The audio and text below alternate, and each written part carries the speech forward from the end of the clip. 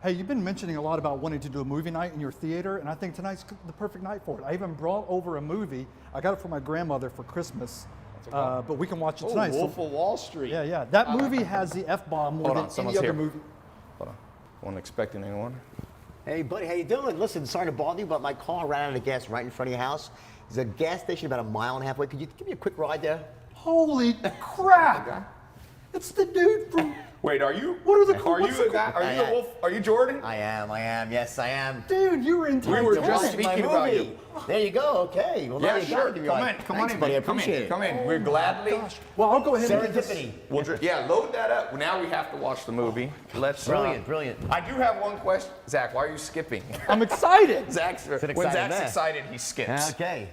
So yeah, let's jump in the car. One of the questions I do, I've been when I saw that movie, I was like, could this possibly happen to one man? Is most of it like the parts that you probably are wondering if they're true? They are true. Some of the stuff's not, but most of the crazy the boat stuff. capsizing, the plane crashing, your aunt dying? All true. Yep. And look at Lamborghinis.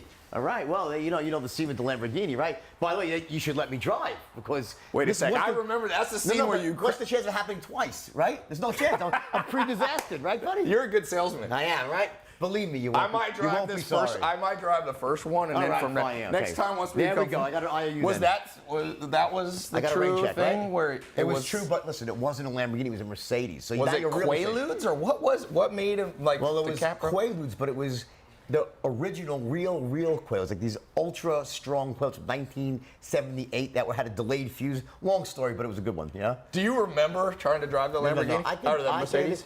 I remember it like it was yesterday, but I also could say that I could pass a lie detector test.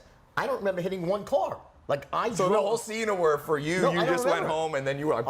I was like, thank God I made it home. I had no idea to this day I could pass a lie detector. I don't remember what happened. I really don't. You know what? Before we jump in we'll jump in the car, but afterwards, I want to ask you a couple questions. You can come on my little radio show. Go ahead, give me gas.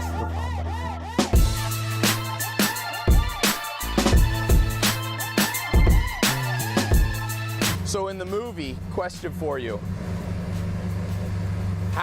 Did you help in terms of, were you on the set? Just at the end, because listen, the movie, watching a movie film is kind of boring. Actually, it's very slow. Right. It's like it's watching paint dry. So, but at the end, I was there, and but I worked really closely with Leo on the script and on the really the dialogue. Because you wrote the book. Yeah. Well, I wrote the book. Terry Winter, a great writer, wrote the script, and I went and kind of rewrote the actual boardroom scenes with all the stock stuff. But Terry was amazing. Great job he did.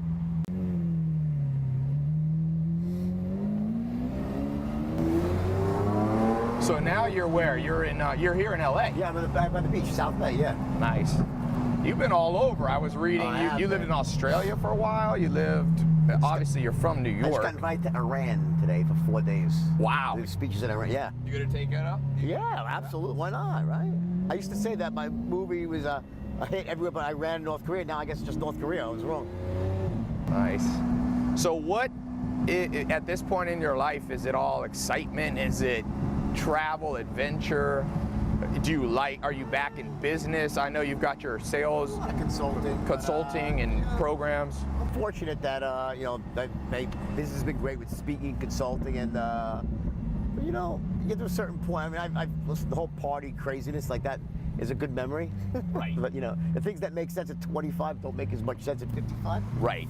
But so I look back at those days, and say, yeah, okay, I did it, But now I'm married, I got a great woman in my life, so very happy, But I'm always working on something. I always have a project I'm working on. I can't just sit still for more than a couple of days. I go nuts, right?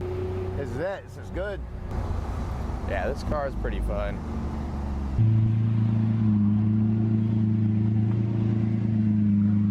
All right, that was a good drive. By the way, guess what is on the bookshelves here? Ah, there you go. This is a new one you wrote. It is, yeah. How many have you written? Three. So at one point, you make $22 million in 3 hours on this IPO of Steve Madden's shoes. And then you need to open up a Swiss bank account to put all the money in. So you put it in an aunt's name. But your aunt didn't know about it, right? Well, she knew. She knew. But then you go on this boat and you get word that your aunt died. No. I got the timeline on? No, that's the movie. I mean, that's that's the movie. Okay. Now, all of those things happened, but didn't happen in that order. And the real Did version. the yacht capsize? Yes, the real version is much better. So in the movie, I'm on the yacht and I get news that my aunt died, and I have to go back. They have to leave, right? And I end up getting into the storm. That's not what happened. What happened was I had my yacht in Rome for vacation. I wanted to go to Sardinia, and I was addicted to Quaaludes in a big way, right? Cocaine, you name it, right? Every drug under the sun, right? And I got into this frame of mind that you sometimes get into when you take ludes, where short for Quaaludes, where I call it the movement phase. Yep. Like there's the tingle phase when you first take a Quaalude, your fingertips tingle, you feel euphoria. Then there's the slur phase where you slur your words and you say, well, okay, I love you, slurring is fine, right? Then you get into the drool phase where you're drooling like, but you're okay, drooling's good. Is this kind of the Lamborghini scene in the thing? And then phase 4 is unconsciousness, right? However, there is a fifth phase, which happens once in a while, called the movement phase. That means you get like the drug-induced equivalent of ants in your pants. You can't sit still. It just so happened that as I was heading down the hill to Porto Vallarta, where the yacht was, I found myself in the movement phase, and there were white caps in the harbor. And when we got to the boat, the captain says, we can't make the crossing because there's a storm. And I said, I have to cross or I will die. Because I could not sit still. And I convinced the captain, unfortunately using my powers of persuasion. So this is where persuasion did you wrong, right? Correct. And I convinced the captain to take the boat because I said, Captain Mark, if we sit here, I will die in this. So I says, all right, we'll break some plates. I said, will we make it? He goes, we'll make it, but it's going to be really bad. I said, let's do it. It seemed like a great adventure, right? So I went up to the top deck, took 4 more ludes, fell asleep, woke up, and I was in 50-foot waves, and the rest, as I say, is history. 50-foot waves? Unbelievable. It was just a freak storm kicked up in the Adriatic, and we ended up getting rescued by the Italian Navy SEALs, which was amazing. And then what happened was they took us to Sardinia.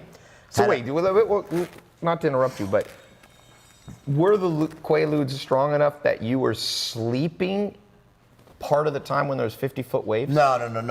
It woke you up? Because I've been in a big storm in the ocean. That'll wake me up. I was an expert at something called balance. Like I was treating my body like a human pet. I'm sober for 20-something years, right? But back in the day, I was like a Petri dish. I would take ludes to mellow out, cocaine to wake up. So I was balancing between ludes and coke that day. So I was awake for the whole, very proud of that. Probably not the Buddhist meaning of balance. No, probably right, exactly. Not quite as much. So I was balancing, right?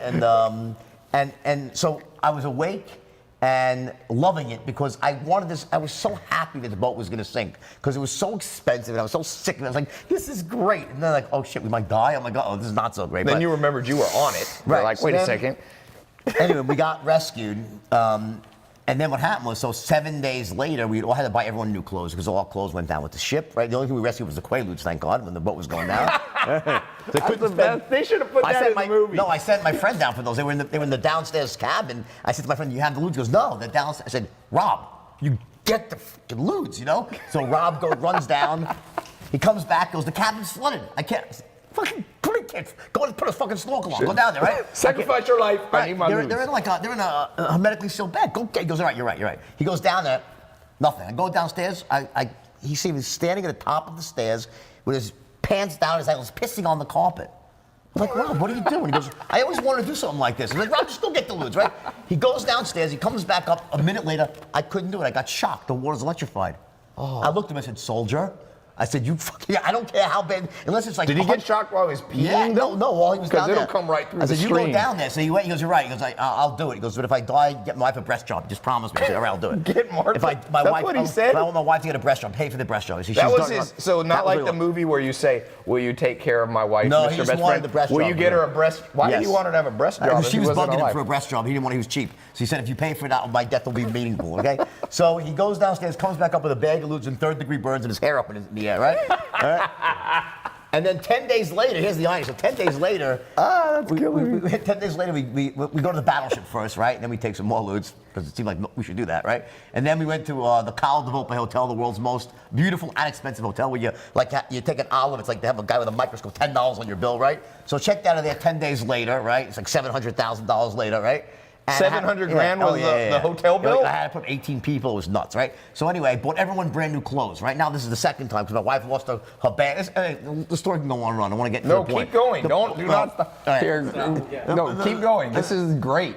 Well, so what happens? My wife originally, when we were getting on the plane, the driver forgot to put bags on the plane. So I had to buy her new clothes. So before we got to the yacht, we stopped in Rome, went shopping, got her new clothes, and then those clothes went down with the boat. So the clothes sank and with then the we had boat. to get new clothes in Sardinia, right? And then you went. It was the hotel, the $700,000 hotel. So after that? Yes, after that. So then we had to buy clothes, but it was only like Johnny Versace resort. It was like peacocks. We were all purple and pink the whole week, right? So finally, the last day of the trip, right? I had this great idea. I said, you know what? If we bring all this shit back through customs, we're going to be hassled. My name was on a watch list already. I'm like, let's just ship it all back DHL. All we need is a toothbrush and underwear because we're going on a private jet home. Great idea, right? So we all box up our shit. We send it off back to the United States. Next morning, we wake up, we go to the hotel, to the airport. No plane. I'm like, what the fuck? No plane. Now, this is back before cell phones, right? Yeah. You know, and no one spoke any English. And after about an hour, I was going crazy because I'm out of lewds now. No reason to be away from home anymore without the lewds, right? All of a sudden, some little Sardinian midget comes scampering up to me. Literally a midget? A midget comes like goes. Didn't you guys throw midgets in the movie? That's exaggerated. We talked about throwing midgets. They threw midgets after I left. I was not involved in that, so don't hold me responsible. So anybody who's midget, do not protest this episode. Yeah, exactly. Please don't. Hey, but the point is that he says, Mr. Belfort. My wife goes, plane crash. I'm like, what? My plane crashed 10 days after the yacht sank. Okay. And like it took off at Orly Airport in France. Seagull in the engine, gone. A seagull hit your private so now jet. I lost, yeah. So I lost the plane. We got to say this. So for a second, your yacht sunk. Then your engine got hit by a seagull. Yeah. So then pilots lived, thank God. Did you ever wonder if there was something in the past life that might have happened? So here's the thing. So right. Well, no, I did make some great analyzations that day. So. After that happened, we got stuck again with no clothes in Italy, and I had to get out of Italy at this point. So we took a plane to London, a commercial plane. We ended up in the wrong airport, Gatwick. But you had clothes on. The clothes we wore, Versace, right? they had purple and everything. But here's the irony, you know? Here's how crazy drug addiction is that at that time, you'd think I'd say, okay, obviously, God is telling me this. My life's out of control. There's something not right here. Right? Everything's insane. I'm doing drugs all the time. Things are happening. No. I went even crazy the next. In other words, you used it as a sign you should be partying to harder. keep going harder, right? It was a year later that I got sober finally. Wow. Yeah. So that's that's the true story about the yacht. Now, the true story of Wolf of Wall Street. You heard it here. And by the way, I heard Chance the Rapper said today he wants to hang out with Drake because Drake has an exciting life. Chance, you probably wanted to be with Jordan Belfort in the Wolf of Wall Street days. You should let me drive the car because who knows what's going to happen, right? No, after I hear this story, I'm glad you did not drive the Lamborghini. Right, but you have two, so you had backups, okay? So I saw that. All right, so that's good. So anyway, but you know, here's the thing, though. I'm sober now for over 20 years, right? That's awesome. Yeah, and that was a miracle, by the way, and it was something that changed my life. But when you're in that headspace, you can rationalize anything. Yeah. Like you could just I said, no, it's no problem. You know, I'm going to the bathroom, I'm shitting, it's green. You know, my nose is bleeding. It's a disaster. Yeah. But you're saying, oh, it's not. It's my allergies. It's my like you could just So. In addition to having this amazing life, you also are a master at sales. So people watching, I get a lot of entrepreneurs. Keep in mind that pretty much everything's about persuasion. At the end of the day, I mean, you're always selling yourself, but I mean, I think that there's so many people out there that have great ideas, great concepts in their mind, but if you don't know how to verbalize that or express it to someone else, it gets locked inside of you. You can't express that value, that greatness, and you end up dying with your music on your lips. It's a really frustrating thing to go through life that way. So now this is something pretty rare. I rarely do interviews with a ton of notes, but I found your book and story so interesting that I was like, I'm gonna do extra detail. So. You did homework, basically. I did homework, but I read the book. I try to read a book a day, and this was my book of the day. Okay. So, you're a best-selling author, as people know. The book, the movie was adapted from your book. Mm-hmm. Leonardo DiCaprio plays you. It was nominated for an Academy Award for Best Picture. It's an amazing story. It also has the most uses of the F word in any movie, 569. Is that right? It's either 509 or 560. What's- Over 500 plus. Was that because you are from New York and people in New York just swear a lot? Combination of New York and Wall Street together is a deadly combination. It's like the most common word is the F-bomb, except for the word the. So it's, neck and neck. If you would have had a sailor story, that would have been, you could have combined Wall Street, New York, and sailors. So for those people, I think almost everybody's seen this movie, but you worked at first for this L.F. Rothschild, working for a guy, Mark Hanna. And you got into the whole sex, drugs, and rock and roll world of Wall Street. Why'd you leave?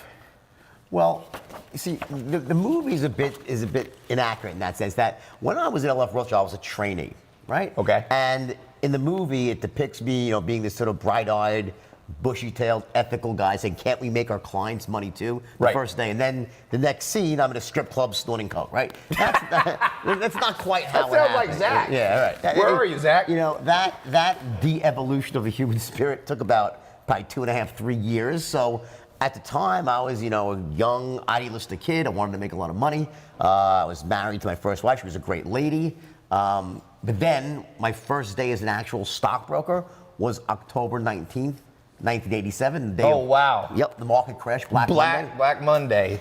And I watched in shock and awe as the market went down 509 points in a single day. And Rothschild. Were people committing suicide back then? Any brokers jumping off? Yeah, one or two jumped out. They probably would have jumped anyway. But the point is, If they were just in a it's always a jumping jumper mood. here and there around the world, right? But the point is that Wall Street basically shut down for a time. And if you're probably a bit younger than me. I think you're definitely younger than me. It was perceived back then that this would be the beginning of the next Great Depression. That it wouldn't just stop there. It would cascade into the whole economy, and it didn't. So. But imagine back how scary it was. Just Yeah. the fear was incredible that day. So baptism by fire, they call it. Basically, yeah. So then you go and you ended up at this firm. It was Oak, what was it? Oak Well, Stratton or something? Oakton No, Stratton? well, I went to a firm called the Investor Center, which is a penny stock firm, right? Okay. And that was where I, it was really the first time I ever sold stock, and I became the top broker the first day. I just broke all the records. Really? And then- In the first day you My broke first all the day- records? First day, yeah. So do you think you're a born salesman? Well, yeah, for sure I am. And there are people out there who are, born closers, born salesmen. Far and few between. There are some. When that really means, though, what does it mean to be a born salesman? What it means is that you're actually running a strategy automatically Yes. inside. You're doing it. You're still following a script, but it comes natural. automatically. So, but you don't realize it. But you are following a certain protocol that gets you to the same outcome every time. So that's really what a born closer is. So, for those people watching that are entrepreneurs, want to learn sales, what did you do in that first day that you basically became a top salesman? Like, we're going to talk more about your whole sales straight line formula, but first day you didn't have time to implement a whole script. What do you do that most people don't do? Is it your tonality? That's one of the things, body language, tonality, taking people through features, not just features, but benefits. Like, what do you Right. think you did that first day? Well, in fact, one of the interesting things you said, you didn't have time to put together a script. In fact, I did. Oh, you did? Oh, yeah. On day one? I took 3 hours to write one. See, I would never, this is something interesting thing happened many years later, this is relevant, is that when I was tested by some psychologists about my ability to close, they put me through a whole battery of these weird tests, and one of them was a mock sale where I had to close someone in an investment type of situation that was being filmed. Was it like sell me this pen Well, no, kind no, of it was thing? they handed me some information on the dairy industry, and I had to then convince someone to open up an account at a firm to manage the money for the dairy industry, right? Okay. So they handed me about 10, 12 pages of information, right? And they said, take as much time as you want and, to study this, and let's see you close this guy, right? So I start reading it, I'm reading, right? I start writing down my thoughts. About 30 minutes later, they knock on the door. I'm like, yeah. I said, do you need more time? I said, yeah, just give me another 30 minutes. I said, okay, no problem. 30 minutes goes by.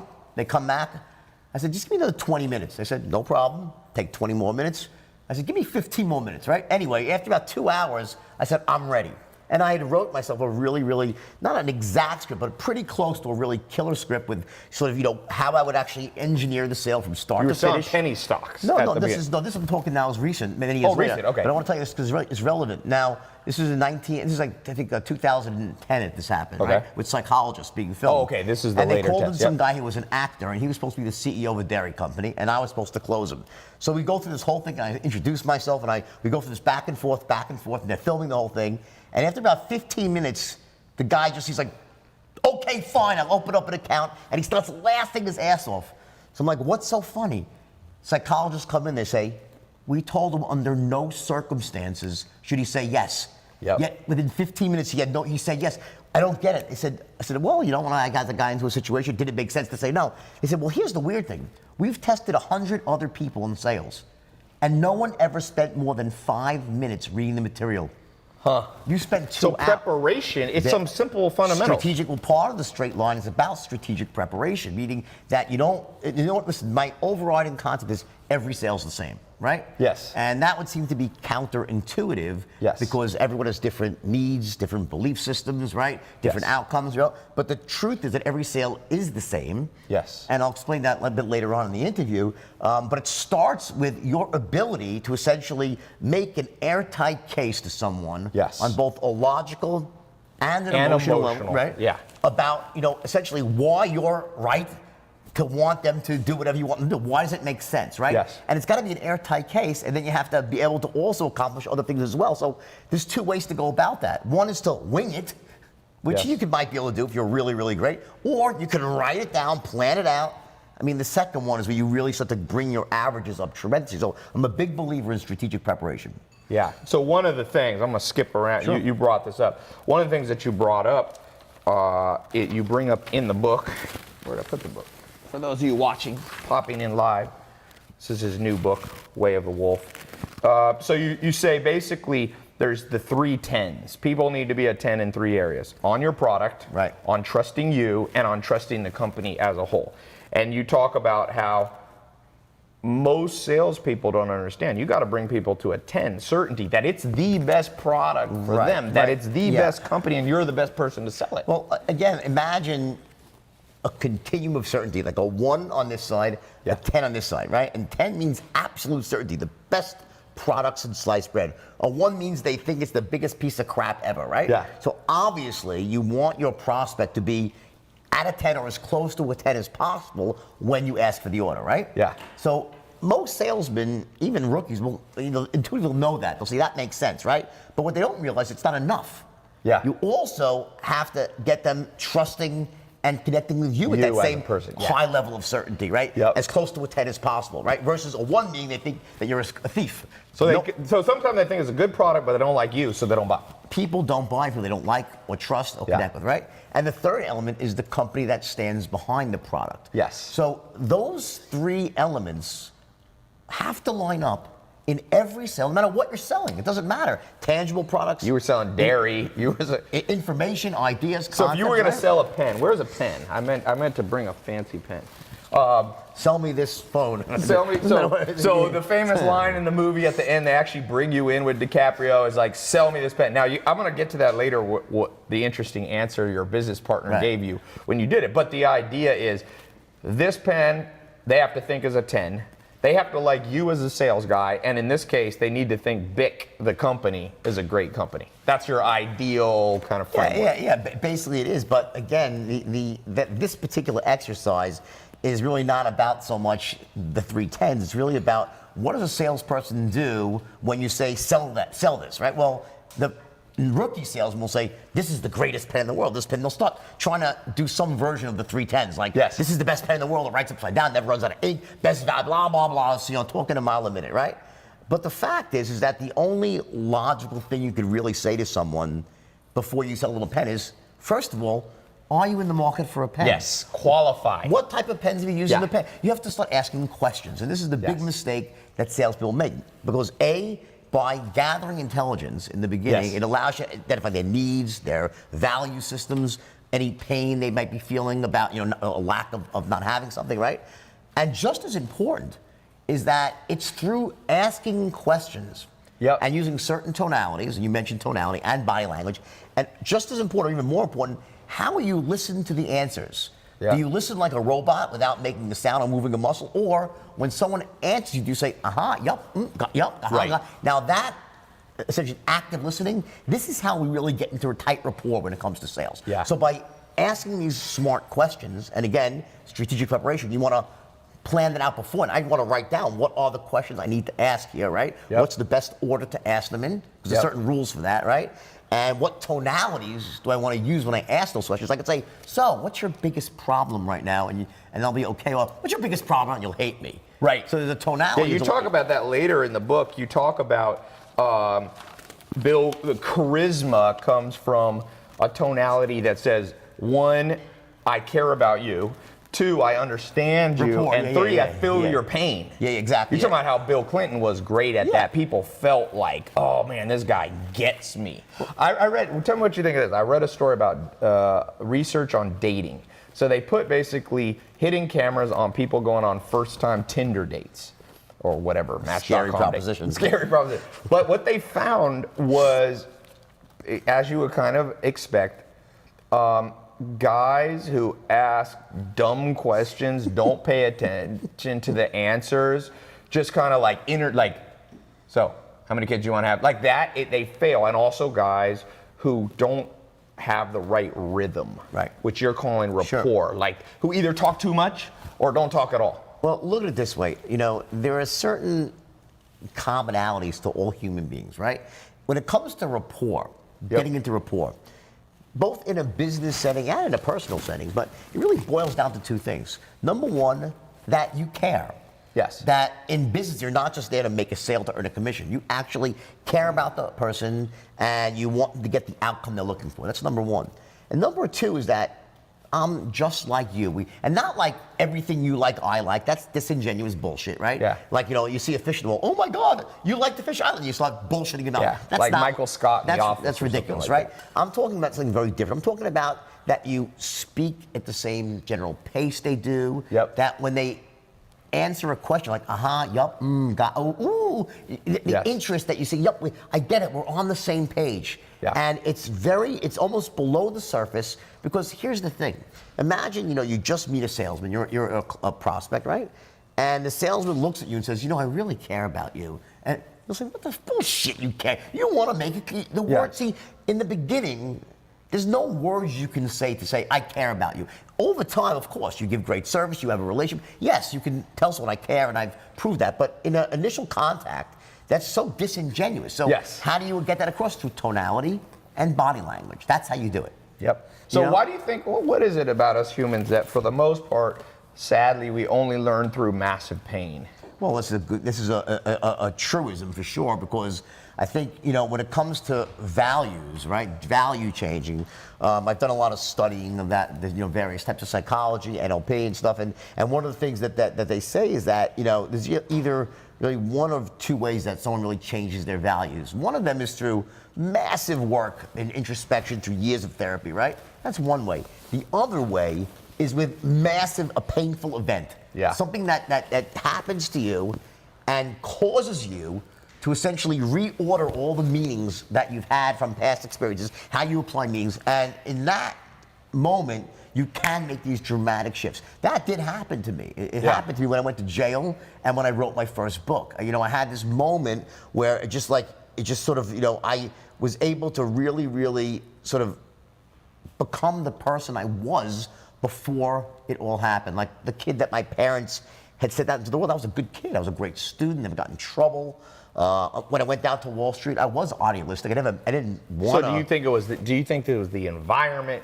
You're idealistic, you get dropped in Wall Street, there's money flowing around, there's sex, drugs, rock and roll. It's just, because I do believe, one of my mentors, Joel Salatin, told me that the system trumps individual self-control. So the problem with that is that makes me a victim, but I don't believe in being a victim. No, not a victim, because you could have left New York. Well, here's the thing. So there's no doubt that the environment can be toxic to certain people, right? But to many people, it's not toxic. So obviously, I think with myself, at least, there were some things inside of me despite my parents being good parents and despite me not getting in trouble before, I had certain insecurities. I think we all enter adulthood with certain insecurities. Right. And, sort of not feeling that we're as great as like other people might think we are. So here's what happens. When, we see it in Hollywood a lot and in the music industry where you have these young stars, they go like when Britney Spears went bananas for a while. Now she's normal again. Great, right? So, what happens is that, when you're growing up and when you're in your early 20s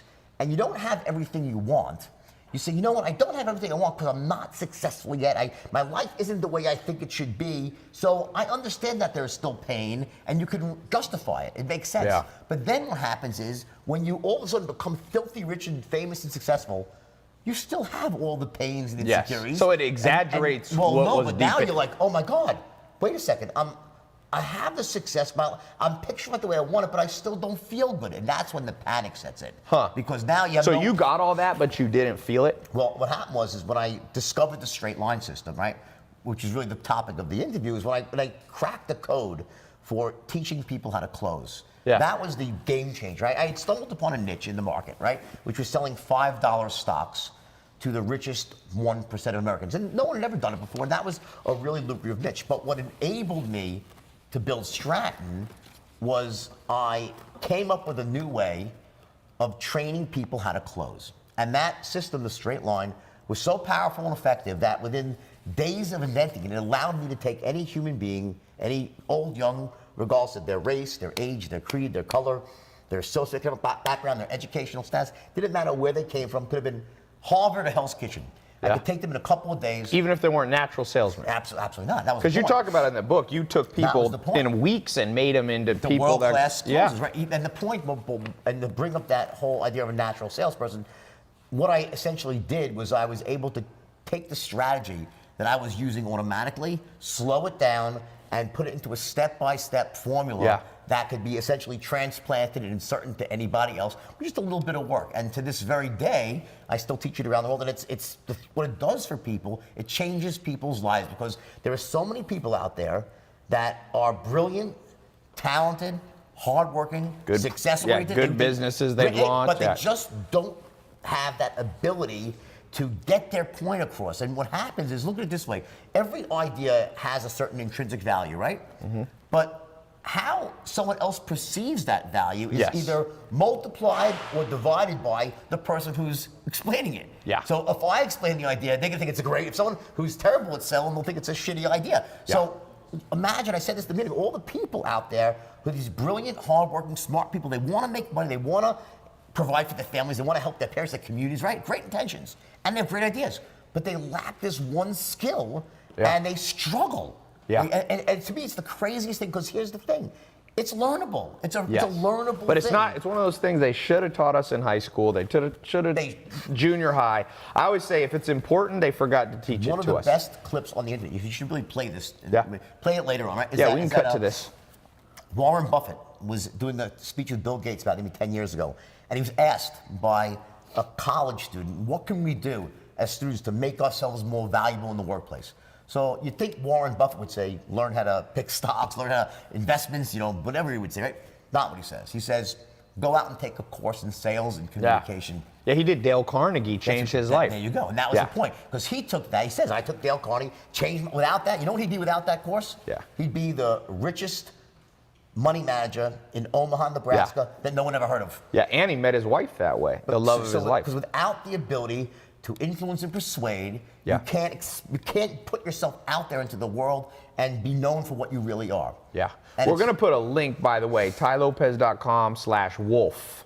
So if you go there, we're going to have links to more advanced stuff that Jordan does. And so yeah, tylopez.com/wolf. And that will take you right to this. And of course, I recommend you can buy this book. I read it word for word, cover to cover on last night before you came. Excellent. So let's go into this for a second. So in terms of, there's so much here. Let's check out all these notes. I want to get to the most important things first. We talked about. We got the drugs out of the way, which is the most. We got the entertaining stuff. We got the boat. We got the plane crash. I like this thing that you say, like human communication. is 45% tone of voice, 45% body language, and only 10% words. And what you said is, you know, people are kind of logical but very emotional. The tone of voice and the way that you look in terms of body language, that's 90%, that appeals to the emotional side of the brain. And then you need to have good words that are logical. So what's a practical body? Because people love body language conversations. Well, let me just back up for 1 second here. In terms of this idea of 45, 45, 10, right? That's been around for many years, many different studies about that. But here's the thing that you need to really understand, it's important, is that I'm not saying that the words don't matter. They only matter 10%. In fact, the words matter 100%. When you're speaking. Yes. But the thing is, you're communicating often without speaking. Yes. That's the point. So it's not like words don't really matter. The words matter. Because, you know, you say the wrong words, then you're perceived as an asshole, it's done, right? Yeah. So the idea that body language is so powerful, what happens is body language has a way of essentially slipping through the radar of the conscious mind and going right to the unconscious mind and creating a gut reaction. Yeah. That, you know, something just must be there. It must be good. That person must be an expert. I want to speak to that person. Or it might be bad. Or the opposite. Or I don't trust. You were talking about keeping your simple one, keeping too closed. Right. Hurts sales. Well, yes. Or can hurt sales. Or they could just be cold, right? So seriously, because you don't know. So the point is that no, but if you're the person doing the sales, well, I wouldn't be sitting here like this. Yeah, you probably wouldn't be here. But people do that sometimes. Yeah, that's a very aggressive. It's also an aggressive, sort of angry pose to be as a salesman. And resting bitch face. You hear that at RBF. I know. Where sometimes pretty women, you know, not pretty women. I guess men maybe do it too. It's RAF, resting asshole face. That's what guys have. Is that what it is? Yeah, resting asshole face. So RAF and rebuff. Yeah, exactly. And so where people sit there and like you see it at a club, I've seen it. And then you go up and talk to the person, and they're like, terrible affliction, resting bitch face for a girl. Because imagine a girl, right? And she's sitting there, and she's sweet as sugar. She like just has great things to tell you. And you look at her, she goes, that girl must hate my gut. Look how angry. Yeah. It's a very terrible thing. So, by the way, here's the thing.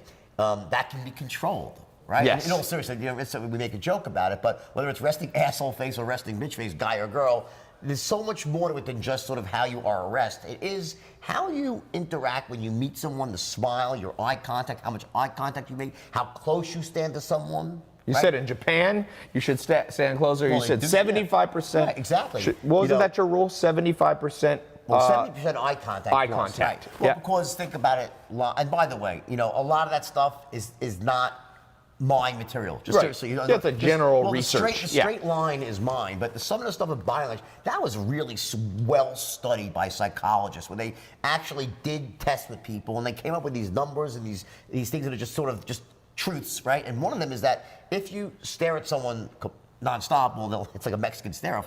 Like, what is wrong with this person, right? And you feel that you say to yourself, what's wrong with this person? Versus if someone doesn't make eye contact with you, right? Now, I remember, I'll give you an example. My son, Carter, right? He had a friend going up this kid. I won't mention his name, Lucas. But the point is, no. We won't mention Lucas's name. But Lucas was a nice kid, right? But Lucas would never make eye contact. He'd come into me, he's like 10 years old. Hi, Mr. I'm like, hi, Lucas. I'm like, I want to trick that. I'm like, he'd look away. And we never.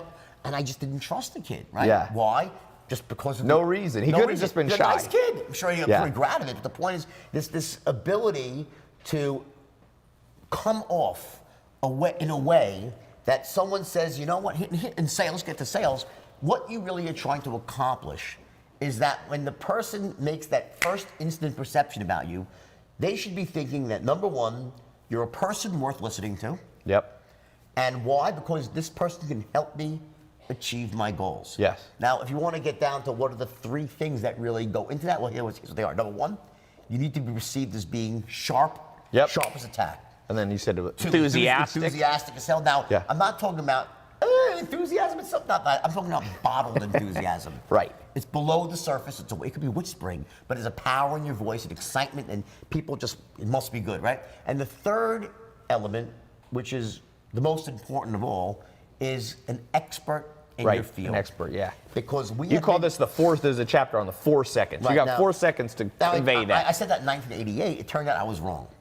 Okay? I was wrong. Harvard did a study in, I think, 2013 or 14, And it turned out it was 5 seconds, so I'm sorry. So that was your guess, that was 4 my- I to guessed 5. it was 5. And here's what else Harvard said. Here's the crazy part. If you make a bad first impression, it takes you 7 subsequent meetings to change someone's impression. Now, I don't know Wow. about you, but I never get 7 shots. Yeah. If you don't make a good first impression, you're done. So you gotta Yeah. really focus on that. So those first 4 or 5 seconds, you basically got to come off as enthusiastic. You got to come off as an expert. Correct. And you have, what was the first one? Sharp as tack. Sharp. That's now, right, yeah. Now, look at it this way. So how do you do that? Think about it. Well, is it the words that you say? I mean, the words don't exist. I mean, Yes. what would you say? Listen, hey, listen, Ty, I'm sharp as a tack. I'm an expert. You say, what the fuck is wrong with you? You can't, Yeah. the words don't exist for that, right? So how do you get it across? Through your tonality and your Yep. body language. There are certain ways that experts sound, not the word, they sound, they dress a certain way, they carry themselves a certain way, and we know that as human beings because we've been conditioned since we were Yes. kids to recognize, because we were told, respect your elders, look, when you went to the doctor, he was an expert, he had a stethoscope, he had diplomas on the wall, he wore a white. We've been conditioned to this. So now think about logic. What happens when you're in the presence of an expert? What do? You defer. Yeah. You let them control the flow of the conversation. They will ask you questions, Yep. and you will give them forthright answers. They've earned the right. So if you're perceived as an expert, it gives you the opportunity, it opens up the possibility for you to control the flow of the conversation. Yeah. And once you've done that, now you can go about making every sale the same because you're guiding the process. So the only way every sale can be the same is you're perceived as an expert, Yeah. and then you use that perception as an expert, not to talk, but then you start to ask questions. Yeah. Smart questions, using the intelligence gathering tools, right? And then by doing that, you also ask them in a certain tone of voice, and with your active listening, that gets you into ultra tight rapport. Yes. So by the time you're done asking your questions, now you know everything you need to know. You're in ultra tight rapport. You know where their pain lies, their needs, right? Now you can present your solution. So you have Yes. this see what I'm saying is the steps, and it all starts to go into this sort of straight line. We do this first, this second, this third, and guess what? This is really easy to learn. Yeah. Once you break it down like You that. said 6 weeks it took you? 3 weeks? No. To take a beginner and teach them the straight line? A couple of days. 3 days, okay. And then, listen, I took these kids who couldn't close a fucking door. Literally. Yeah. They were so bad. I mean, the average IQ was Forrest Gump on 3 hits of acid. This is not the deep end. It wasn't the deep end in the gene pool. Yeah. They weren't rich kids. They weren't kids who went to Ivy League schools. There wasn't an Ivy League diploma among them. These were kids, the lower middle class kids from New York and Long Island. They were kids that weren't told by their parents they were capable of greatness. Yeah. And any greatness they naturally had in them had been basically beaten down, conditioned out of them since they were born. First by their parents, then by their teachers, by Yeah. their own friends, by their experiences from not feeling special, not acting special. By the time they entered my boardroom at 19 years old, 20, they'd been conditioned to survive, Yeah. not thrive. Yep. Once you're in that spot, what happens is that you have these beliefs that are supported by it. You end up start off as this perfect individual day one. You're 20 years old, you're like already crammed down with all these limiting beliefs and stuff. So they came to my boardroom, and by teaching them the straight line, it reordered all their beliefs because I gave them a skill set that changed them who they were. It made them more effective. Yeah. So it can't just be I'm going to act effective. No, you have to actually be effective. So the beauty of the straight line system is that it's a skill set. It does change how you can communicate. It makes you a very powerful communicator and allows you to get the result that you want. So when you start getting the results you want, what happens? It starts to reinforce better. You become more confident. Yes, and then that feeds on itself. Where does confidence fit in? You talk about being sharp and enthusiastic and perceived as an expert. Is confidence kind of part of, would you consider that part of the enthusiasm and the sharp? No. Confidence is entirely different thing. So confidence there's 2 phases of confidence, right? It starts off with acting as if. No one starts off confident. Yep. I don't care who you are, okay? The first day, when you trust me, you're not gonna be confident, you're not gonna be an expert really, right? But you need to act as if. I would tell my guys, my kids back then, act as if you're a wealthy man, rich already, Yeah. and you'll become rich. Yep. Act as if you have the answers and the answers will come to you. Act as if you have confidence and people will have confidence in you. I said, act as if. Now, Yeah. Do you think people can become delusional that well, way? here's the point. Now, Yeah. that that can be, and you see it as delusion. Right. When someone doesn't do the work to become the expert. Right. So there has to be coupled with the fact that I'm actually working and I'm on the hyper fast track to become an expert, to learn special skills, and then you're actually walking your talk. Yeah. And then it works. So you have to act as if until it becomes the truth, and then you're just acting as things really are. But you have to always act that way.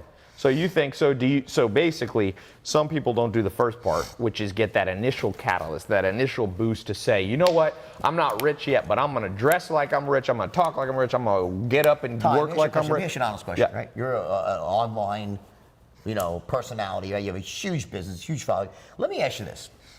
Truthfully, let's say that I stripped every dollar you had and changed your face, no one knew your name, and you were to start right now. Could you build it all back up again? I think so. Of course you could. You know why you could? Because you're still you. You have the skill sets, the talent, okay? So when you take away everything from somebody, they're still that same person. Yes. Now, that's why when a rich person takes a tumble, they'll typically come back, right? Yeah. Unless they hit the lottery, right? Yeah. Or they were a member of the Lucky Sperm Club, right? Maybe they just inherited it from their parents, right? But for the people that work their way up and made their money, they'll earn it back. When you have special skills, right? That is what, and you have the vision for the future, you want to take action, right? That's what it takes. It's about special skills. People don't realize how much of success is not an accident. It's about people that have these extraordinary skills and they take action. Yeah. So I'm a big believer in learning skills. Like you read my first book, right? Yes. Well, when I first tried to write, I was a terrible writer. I taught myself to write by... Wolf of Wall Street was your first book? Yes. I never wrote before. When I first tried to write, I was a terrible writer. How many copies have sold? Millions of copies, right? Wow. So how did I write Wolf of Wall Street myself without a ghostwriter? I picked up a book called Bonfire of the Vanities and started reading it. Tom Wolfe, I'm sure you've read it, right? Yeah. And as soon as I started reading it, I'm like, oh my God, this guy's the best writer in the world. I want to write like that. And I used his book like a textbook. I took out my highlighter and I broke down his strategy for writing and I practiced before I wrote the book. I said, let me first teach myself the skill to write like Tom Wolfe. And that's what I did. I spent about 6 or 7 months with 18 hours a day studying. Really? Oh yeah, yes, to the point I could recite the whole book verbatim. Okay, seriously. So the point is that I learned how to introduce characters. It's almost like it was a mentor. The book was your mentor. And my model. Yeah. And then I wrapped it up with Hunter S. Thompson because I figured it made sense because of the drug use, right? So but I used those. And then when I was reviewing the New York Times, they said the book sounds like Hunter S. Thompson and Tom Wolfe. So it was amazing, right? That I accomplished my mission and turned myself into a writer. But here's my point. So you basically reverse engineer. You see, I interviewed Kobe Bryant, did a little interview, and he said you got to go to where great people who have created greatness before and reverse engineer it. Look at it this way. Look at it. I couldn't have done it without that skill. Yeah. If you want to go out there and succeed in the online world, you need to have certain knowledge and skills. One of them is going to be the power of persuasion and influence. It's a uniform skill in everything that you do. Whether you're a Bill Gates who convinced IBM to give you the rights to supply before you even own it and convince someone else to sell it, right? Yes. Whether you're a Steve Jobs, goes without saying, right? It's this ability could be just to sell your vision for the future. Yeah. To sell people, employees to come work for you, to sell venture capitalists on giving you money, to sell your friend's dad, a regular entrepreneur, to get someone to invest in you. That's persuasion. Yeah. It's a linchpin skill to success, and that's why Warren Buffett said, if you want to succeed, you better learn how to persuade and communicate. 80% of billionaires is a good book. Just did research on billionaires, and it basically said 80% of billionaires, before they got to their final company, they were learning sales first. They were Ray Kroc started McDonald's. He was a traveling milkshake salesman. Great movie. You see the movie? Yeah, they do. That's a great movie. Michael Keaton. It just goes, and the commonalities there was great salesperson, vision for the future. Yep. And the ability to move through the setbacks. In other words, to not take no, to not get demoralized when things don't go your way. And here's one of the important things about that is that what creates that resilience, so to speak, in people is an entrepreneurial quality. You need to have resilience, right? Well, a lot of it has to do with a fundamental belief that I myself am capable of achieving success. If I believe in myself, I become resilient. I said, I know I can do it. What happens with most people is when they really get honest with their heart of hearts, they say, I don't really think I got what it takes to be successful. I don't Yeah. really feel like I'm that sort of. I can't see myself being rich, and because of that, Yeah, that is for sure the number. Well, the average person watching is like, I get it, but I don't think I can do it. What's your answer to them? My answer is that, you know why? You know what? Study the straight line system, okay? Become an expert closer and watch how it changes. Because here's what happens. When all these kids that work for me, the reason they all became rich, filthy rich, right? Was because once you learn how to communicate, the power of persuasion, it changes who you are. It fundamentally reorders you. Say, you know what? I can move mountains. I'm not the guy who failed before. I'm not the girl who was sort of wanted to play a backseat, not put myself out there. I feel comfortable putting myself in that. It changes everything. Yeah. And without the skill, what happens? People end up living a smaller life. Yes. And they don't ever get to that level where they're really firing on all cylinders and getting to enjoy the beauty of what life can be. What percentage of potential do you think most people live up to? That aren't trained, that don't build skills, that go through the conventional school system, that have a job that they don't really like. Like what? Probably 3%, 2% of people live up to their potential. And those, or less. the other 90, let's say 95%, they're here. How much, if you were able to train them and they were to be able to get the right mentors, how high do you think this thing could go? 20x, 30x, 5x? Now remember this, how you define success is very different for every person. Mother Teresa was probably one of the most successful people in the world and had no money. So let's talk about success in terms of money. This is a business segment, right? We're in business. So in that sense, assuming you have all your intellectual faculties, right? It would be impossible for someone who's really committed to becoming wealthy and was willing to do the work, to learn the skills. It's almost impossible not to succeed. How big is a question. How long it takes, another question, because some of it's luck, meaning it might happen in 6 months or it might take 3 or 4 years. When I got out of jail, everyone was saying, oh, you're gonna be rich again. And I was like, yes, that's true, but it might take me 5 years. Yeah. Because I'm not cutting any corners this time. I'm not gonna sacrifice my ethics. Yeah. I'm gonna do it right. I'm gonna do it every step by step. How did that feel? You step out of jail, you had seen it all. You had yachts, you had private jets. You didn't even care if your yacht, you had so much money, you didn't care if the yacht went down. How does it feel because a lot of people watching, you have to start over. So you walk out of jail. What's the feeling emotionally? Are you a little scared, completely confident? What's the state of mind? I think that, the idea of fear, to say that when I met my wife, who's now the love of my life and the best thing that ever happened, seriously, she, changed my life in so many ways. She's here today. She's here also. She's awesome. And I'm not just saying that because she's here, it's the truth. And one of the things she said to me when she first met me, she was like, can't believe you're like fearless. And I said, no, I'm scared shit. I'm just not letting it stop me. So there's a big difference. So I think smart people are scared. So you had some fear. Okay, everyone has fear. Yeah. Okay, that's what courage is all about. Moving past. Without fear, there's no courage. Okay. Yeah. In other words, of course I was scared. Of course I felt terrible. What was your biggest fear? My biggest fear is not being able to provide for my family, So my children, and my wife. I love my children, my wife. I mean, in other words, I want to be able to provide for people I love. That's my to not provide for the people I love and not be able to take care of them is the worst thing that could ever happen to me. Yeah. In my life, okay? And everyone's different. See, that's my thing. Yeah. And knowing that is powerful. So once you know that, that is part of your why. And once you have your why, you can do a lot of. Yeah, I always say most people don't know what motivates them. Yeah, that's my why. So so in your darkest time, coming out of the darkest time, you said, I'm afraid, but I'm more afraid of not taking care of my family. My darkest time was when I was in jail, at night, in my bunk, alone with my thoughts, no money, broke, discredited, embarrassed, lost everything, right? And and people say, how'd you learn how to write, come out of jail? And I said, you know how I did it? When I closed my eyes at night, I'd see the faces of my 2 children. And I said, I have to make it right for them. I have to come back from this. And there was no way I would give up for them.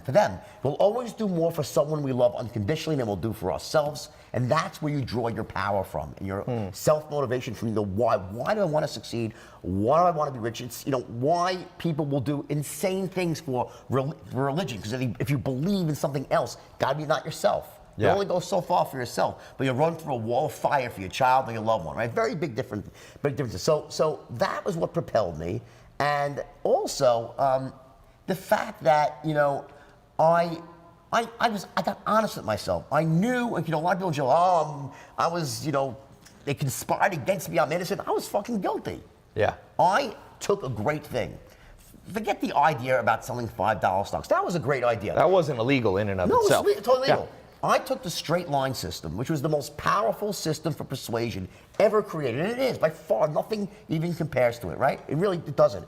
And I took that system and I bastardized it. I taught it to people so they could go out and commit mayhem. Yeah. Now, there's nothing wrong with the system. It's how I applied the system. It's like an M16, is it good or bad? Depends who's holding it. It was a pit bull. It was so powerful, right? But it turned the wrong way. So I said to myself, I'm going to go out there and I'm going to prove to myself and my family, everyone I love, I'm going to do this the right way, and I'm going to go out there. I didn't know how I would do it. I never thought in a million years that I'd write a book and the book would become a movie. Who would think that? The chances of that happening are 1 in 10 billion. Right? Come on, it's like it never happens, right?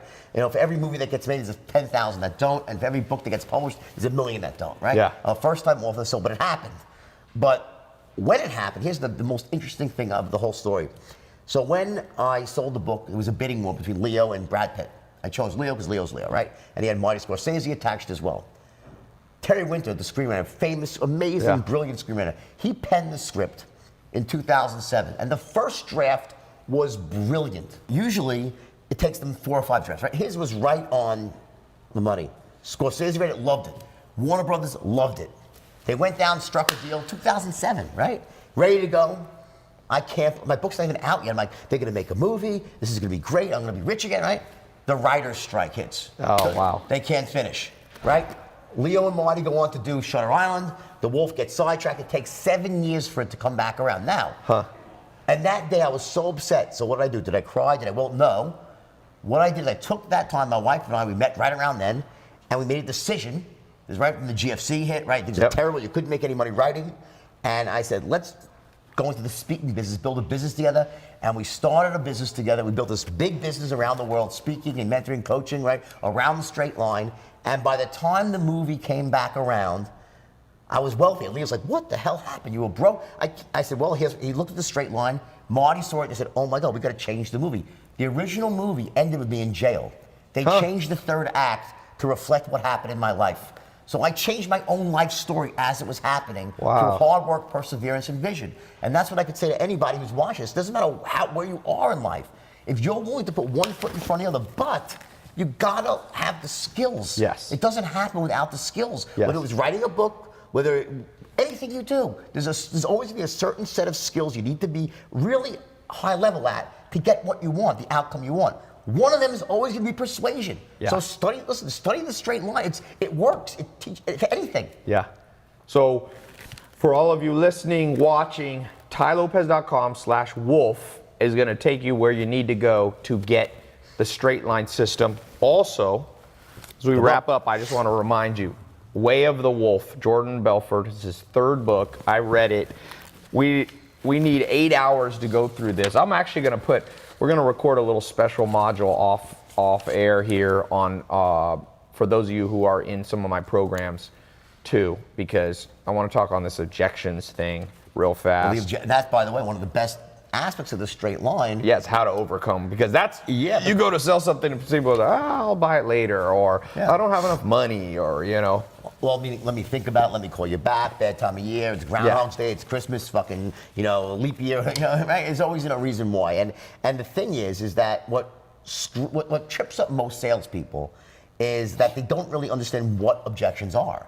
Right. People say, there's stalls. Okay, fair enough, right? The smoke screens. Well, for what? What is it really a stall? Here's the truth, what objections really are. Objections are smoke screens for uncertainty. Yes. When someone, remember those 3 10s? Yep. They must love the product. Yep. They must trust and connect with you, and they must trust and connect with the company. Well, guess what? When you ask for the order for the first time, let's say they don't really trust you. Yep. What do they say? Sorry, Ty, I don't trust you. That's very rude. They'll say, hey, sounds good, Ty, let me think about it. Yes. See, they don't tell it. It would be nice, it would be a great world if your prospect said, listen, Ty, I don't trust you. I'm not going to discharge. I'm like in the middle with you. Your product seems good, but I'm like a 7 on the certainty scale. And the company, I'm at a 4. So make me more certain. Right. People aren't even that logical. They're just going from the gut. They don't realize it. It's all bubbling below the surface. And they want to be. So it's a circuit breaker to say, you know what? It's a polite way. Let me just say, let me end this call now. Say, it sounds good, Ty. Let me think about it. Yeah. Now the salesman, the novice will say, oh, I better be nice now because this way I can get a call back and hopefully close them later on. When the fact is, they're just not certain. So.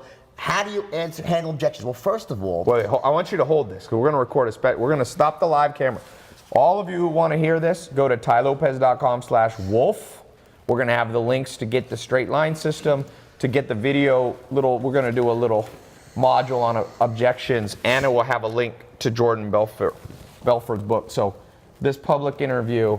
I know you got a lot of value. But I want to give you guys people special on the straight line system. We'll give them a big discount. Yeah, we'll put a discount link on tylopez.com/wolf. But I'm gonna tell you, this is one of my favorite interviews. Me too. This was good.